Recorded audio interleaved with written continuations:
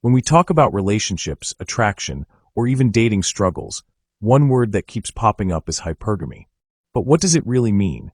And why does it still matter in today's world? A woman never dates down, only up. That's why a millionaire can go get a Hooters chick and marry her if he finds her attractive. But some high-powered lawyer woman is never going to get some guy working at AutoZone. Never, ever. Hypergamy is the idea of choosing a partner who's above you in some way, whether it's financially or socially, or in terms of power and status. So hypergamy is kind of like an evolutionary theory that women will monkey branch socioeconomically across or up only, and that if they're in a position where they could monkey branch up is most often the time they would leave you. A strong, stoic, not very emotional, understands what he wants, is very direct, takes the lead, opens the doors, takes the male role fully, and a man that understands why that's so important is a man that has a really good opportunity or a really good shot at having a long-term relationship. I believe that when a woman loses respect for you, she stops loving you. It's been most commonly linked to women throughout history, and for good reason.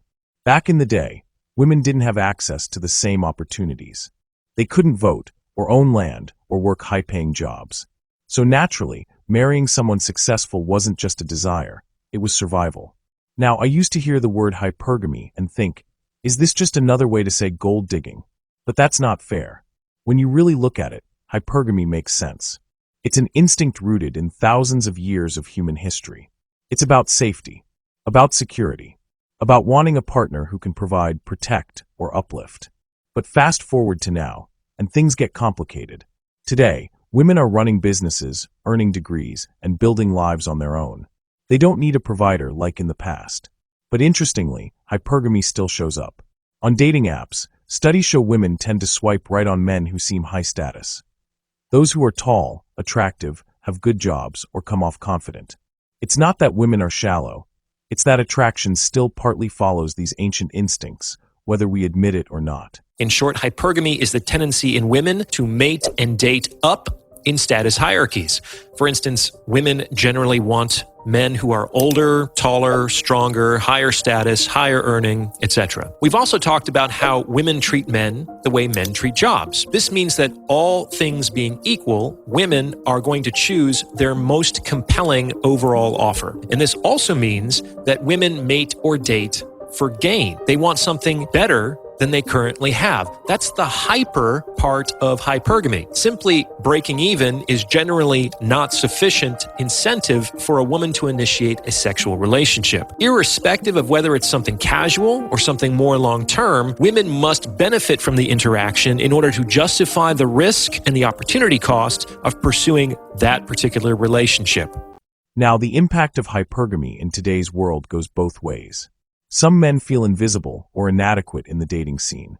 They might be good guys, loyal, kind, hardworking. But if they don't measure up in certain ways, they get overlooked.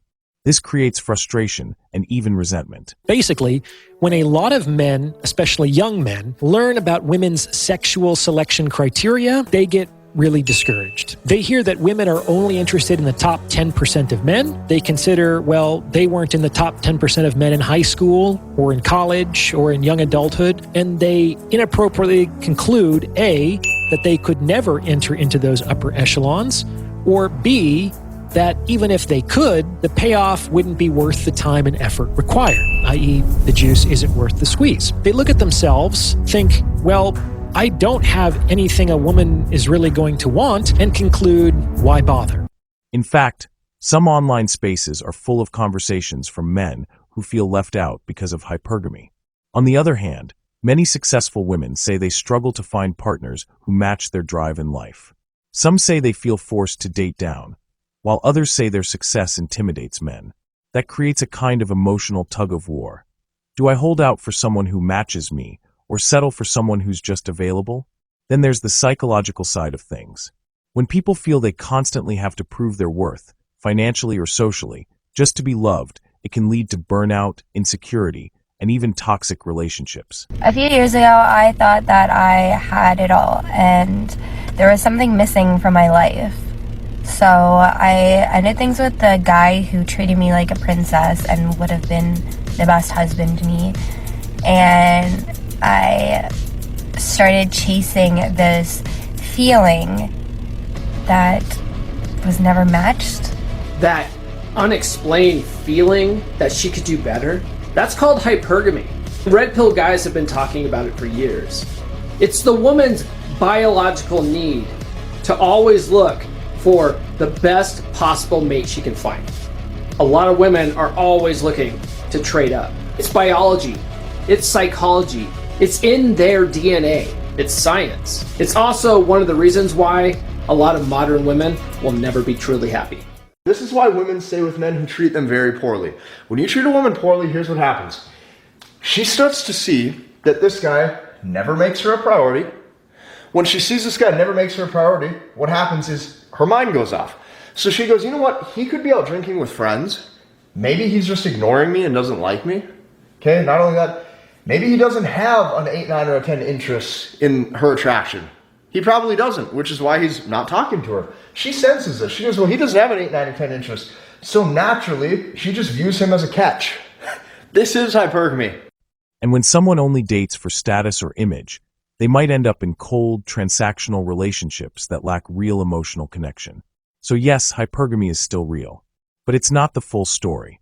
More and more people are starting to choose partnerships based on balance, where both people bring something valuable to the table. Emotional support, shared goals, real connection. Every single time I've been through some, I made sure my husband landed on his feet. I lost my job back in 2010, I think. And I was like, we got 5 kids. I can't just be another stress for him. I got to figure this out. So you know what I started doing? I started selling $10 plates out my house. That blew the up to where we lasted. I told him, I said, quit your job. Come on, I need some help. That had us in all type of celebrity events. We did some every day. Mind you, we are still doing it 12, 13 years later. Raised 5 kids in it. Never struggled. We had the cars, the clothes. We was on the trips. We was doing everything. We made good money. I got tired of doing it. I got burnt out because I was always on go. There was a lot of people that was in my face that was just in my face because of who I was. I was pretending to be somebody else. I had a breakdown to the point where I moved to a whole other state. My husband ain't never lived outside of Miami-Dade, never lived nowhere else. My man said, you know what, I'm gonna take a chance on my wife again and I'm gonna move with her. Got that man a van, 2 vans, and helped him start a medical courier service. I got me a little job because he told me, he said, you ain't gotta work, just chill. He said, but our extra money, we gonna do this, that, and the third with it, and I know my habits. So I got me a little job so that I can continue my habits and not interfere with the plans that he had for us. But my little job I work, he makes that. My paycheck I make, he makes that in a week. Every time I went through some, I made sure my husband landed on his feet. In fact, we're seeing more relationships now where women earn more, or where roles are reversed entirely. And it works because there's respect and teamwork. So after everything we've unpacked, hypergamy isn't just some internet buzzword or dating red flag. It's a deeply rooted social and psychological pattern that's still shaping the way we love, connect, and even view ourselves today. But here's the thing, how it plays out depends on us. It's easy to blame or shame one side, whether it's women for wanting the best or men for feeling left behind. But that keeps us stuck in this constant battle of resentment. The truth is, we're all just trying to find love, purpose, and partnership in a world that constantly tells us we're not enough. And that leads me to you, you, who's watching this right now. Let me ask you something. Have you ever felt like you were good enough, but still got overlooked because you didn't have the right job, income, or image? Have you witnessed someone date up, only to realize the relationship lacked depth or true connection? Do you feel like dating today is more about competition than companionship? Or maybe you've experienced the pressure to date someone who looks good on paper, even though your heart wasn't really in it. Drop your thoughts in the comments. I really want to hear from you. Whether you're male or female, single or taken, your perspective matters. Maybe your story can help someone else watching this feel a little less alone. And to the men watching, especially the ones who feel stuck, discouraged, or even invisible in this new dating culture, I see you. You're not defined by your paycheck, your height, or your followers. You're defined by your character, your heart, your consistency. You may not be top 10%, but real connection doesn't require perfection, it requires presence. Don't give up on love just because the world seems louder about status than sincerity. Instead, focus on becoming the most grounded version of yourself. Because the right person won't just choose you for what you have, but for who you are when no one's watching. Hypergamy might be real, but so is healing, so is growth, so is evolution. We don't have to be trapped by the past. We can build something better, together. Here are the key takeaways before you go. Hypergamy has historical roots, but still shows up today in both subtle and obvious ways. Modern dating pressures both men and women, often creating insecurity and confusion. True relationships thrive on balance, not just status. You are more than your material value. Don't let society's checklist define your self-worth. Conversation matters. Your voice, your experience, your truth, it all has power. So, thank you for watching and spending this time with me. If you learned something, felt something, or just want to share your story, drop it in the comments. Let's turn this into a real conversation, not just another one-way video. Don't forget to like, subscribe, and share this with someone who needs to hear it. Maybe it's a friend who's struggling. Maybe it's your younger self, looking for guidance. Either way, thanks for tuning in. I'll see you in the comments.